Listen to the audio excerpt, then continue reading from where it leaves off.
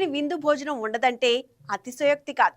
కానీ అప్పడాల్లో సారవకోట అప్పడాలు వేరంటారు. తిన్నవారు ఎవరైనా సరే ఇతర ప్రాంతాల్లో దొరికే అప్పడాలకు సారవకోట అప్పడాలకు చాలా తేడా ఉందంటారు. ఆ ప్రత్యేకత ఏంటో చూద్దాం. శ్రీకాకుళం అనగానే మొదటగా గుర్తొచ్చే పలాస జీడిపప్పుతో పాటు ఇంకా చాలా స్పెషల్స్ ఉన్నాయి. పూతరేకుల మాదిరిగా కనిపించే నరసన్నపేట ఉటంకీలు, మందస పాలకోవా, మువ్వా చిక్కి చక్కిలాలు, సారవకోట అప్పడాలు అందరి మదిని దోచుకుంటాయి. అయితే శ్రీకాకుళం జిల్లాలో అప్పడాలు తయారీ కేంద్రాలు ఉన్న సారవకోట అప్పడాలు టేస్ట్ వేరు. శ్రీకాకుళం జిల్లా అంటేనే అప్పడాలకి ఎంతో ఫేమస్. కరకరలాడే రుచికరమైన అప్పడాలు ఎక్కడ దొరకని విధంగా ఇక్కడే దొరుకుతాయి. సారవకోట శ్రీకాకుళం జిల్లాలో నరసన్నపేట మరియు పాతపట్నం మధ్యలో ఉన్న గ్రామం. కిమిడి కళింగ రోడ్డు మీద ఉన్న ఈ ఊరు నువ్వుల అప్పడాలకి చాలా ఫేమస్. ఇతర ప్రాంతాల్లో దొరికే అప్పడాలకు సారవకోటలో లభ్యమయ్యే వాటికి తేడా ఉంటుంది. సారవకోట అప్పడాల రుచి సువాసన వేరు.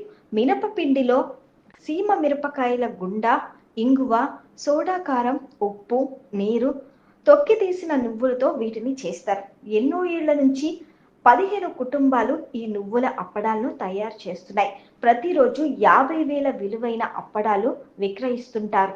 మా మాయ గారు స్టార్ట్ చేశారు ఇది. వాళ్ళదే మేము తీసుకొని ఇప్పుడు చేస్తున్నాం. మామూలుగా దీని తయారీ విధానం గురించి ఒకసారి ప్రేక్షకుల కోసం. దీనికి కావాల్సింది మినపసున్ను, అప్పడాల కారం, సేమిరపకాయలు, ఉప్పు, అంతే. దానికి అది వాటర్ వేసి కలుపుకుంటారు అన్నమాట. మీరు ఉదయం ఏ సమయానికి ప్రారంభిస్తారు? మామూలుగా దీని ప్రాసెస్ ఒకసారి వివరించి.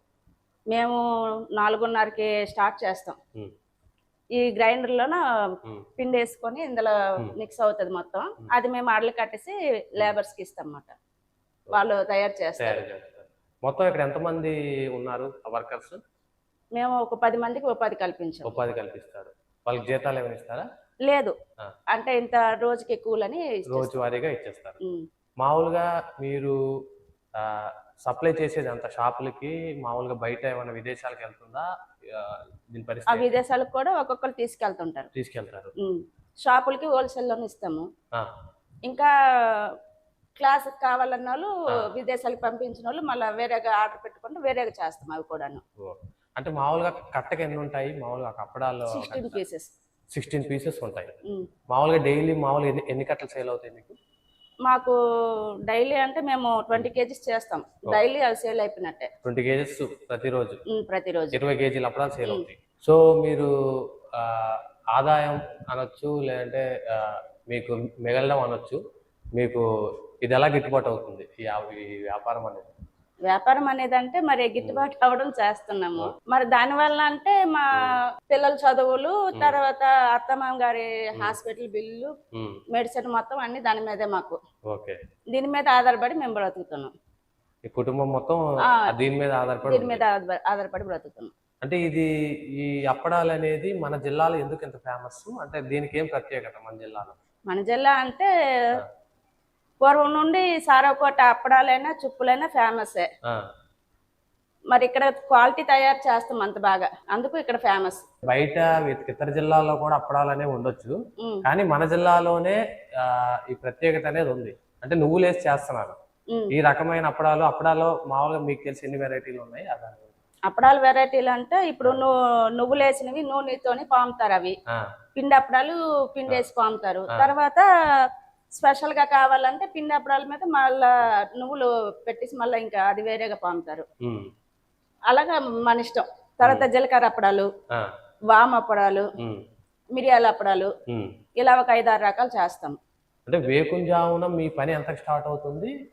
మీ పని మొత్తం ప్యాకింగ్ అదంతా అయ్యేసరికి ఎంత అవుతుంది మొత్తం? ఒకసారి 4:30 నుండి స్టార్ట్ అవుద్ది, మళ్ళీ సాయంత్రం 4-5 అయిపోతుంది. అంటే 4 గంటలకి ఉదయం లేగానే పిండి అంతా ఆడిస్తాం. లేబర్ వచ్చినప్పటికి 6 అవుద్ది. వాళ్ళు చేసుకుని వెళ్ళిన తర్వాత మేము ప్యాకింగ్లు అన్ని మేము చేసుకుంటాం. అంటే దాన్ని పావటం మామూలుగా ఎండ పెట్టాలి కదా? ఎండ పెడతాం. ఫుల్ డ్రై అవ్వాలి.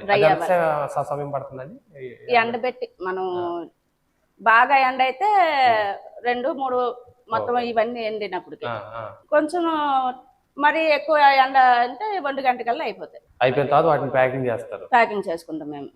మామూలుగా మిషనరీ వాడుతున్నారు కదా, ఉమ్, అంటే పిండి ఆడించడానికి అంతా మీ దగ్గరే? మా దగ్గరే, మేము మొత్తం బయట పంపించం. బయట ఏం పంపించారు? పంపించం.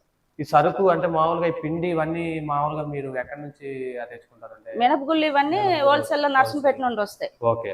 మొత్తం మా సొంత తయారీ, ఎందుకంటే బయట ఇస్తే మనకి క్వాలిటీ తగ్గిపోతుంది. ఓకే. ఏదైనా కొంచెం క్వాలిటీ మీద చేసుకుంటాం. క్వాలిటీ మీద చేస్తారు. ఓకే. అంటే ఇప్పుడు హోల్సేల్ షాపులకి సేల్ అవుద్ది అంటున్నారు కదా, అంటే ఈ జిల్లాలో ఎక్కడెక్కడ ఏ ప్రాంతాలు? పరసవాడ, చల్లపేట, తర్వాత నర్సంపేట, ఇక్కడ సారవకోట, మధ్యలో చల్లపేట మధ్యలో ఊర్లు ఉన్నాయి, వాటికి ఇస్తాం. ఓకే. అంటే మీరు షాపులకి ఇచ్చేసి అక్కడ నుంచి ఇంట్లో వాళ్ళు సేల్ చేసుకుంటారు. ఈ గ్రామంలో మొత్తం ఎన్ని ఉన్నాయి ఇలాగా? ఒక 11 ఇల్లు. 11 ఈ సారవకోట ఈ గ్రామం. దీని ద్వారానే వాళ్ళకి అందరూ ఇంచుమించు ఒక 5-6 ఉపాధి కల్పిస్తారు. ప్రతి ఒక్కరు 5-6 మంది అంటే తక్కువ లేదు, 5-6 కన్నా ఎక్కువగానే. అప్పుడాలతో పాటు చుప్పులు, చేగోడాలు, పాలకాయలు, తర్వాత సీజన్ పెట్టి సగ్గుబి మోడలు, నెయ్యోడలు అవి కూడా చేస్తాం. ఇంకా పుల్లగుమ్మడోడేలు, నల్లేరోడేలు అవి వర్షాకాలం సీజన్ అయిపోయిన తర్వాత చలికాలం చేస్తాం. ఎందుకంటే వాటికి ఎక్కువ ఎండ కావాలి, వర్షాకాలం అంటే అవి బాగోవు. ఇలాగ అన్ని రకాలు చేసుకుంటాం. శ్రీకాకుళం నుండి నరసన్నపేట మీదుగా పాతపట్నం వెళ్తూ ఉంటే సారవకోట దగ్గర రోడ్డుకి 2 వైపులా ఎన్నో చిన్న చిన్న దుకాణాల్లో నువ్వుల అప్పడాలు, చుప్పులు, ఎన్నో రకాల వడియాలు అమ్ముతారు. తప్పకుండా అన్ని బస్సులు, కార్లు అక్కడ ఆపుతారని, ఆగినప్పుడల్లా తమకు బాగానే వ్యాపారం జరుగుతుందని అక్కడ వారు సంతోషంగా చెప్తారు. అంతేకాదు, సారవకోట నుంచి ఉత్తరాంధ్రకే కాకుండా విదేశాలకు పార్సెల్ ద్వారా పంపిస్తున్నారు.